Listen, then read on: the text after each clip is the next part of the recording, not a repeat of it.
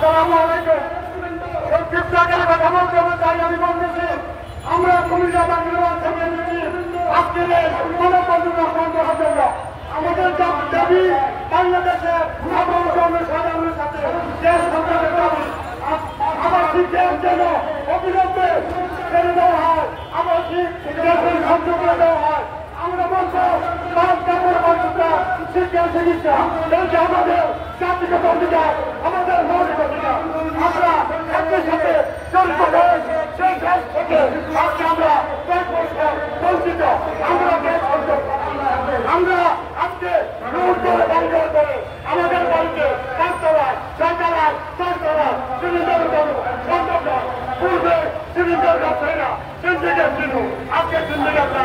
আজকে আমরা বলবো সিন্ডিকেটের কারণে এই সংযোগ বন্ধ করে রাখা হয়েছে।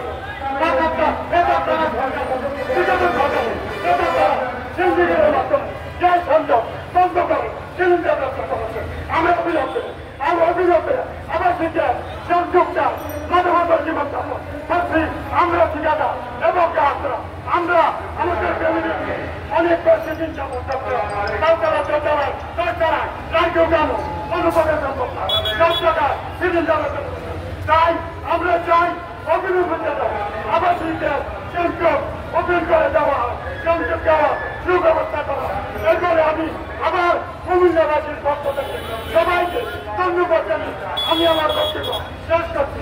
আসসালামু আলাইকুম।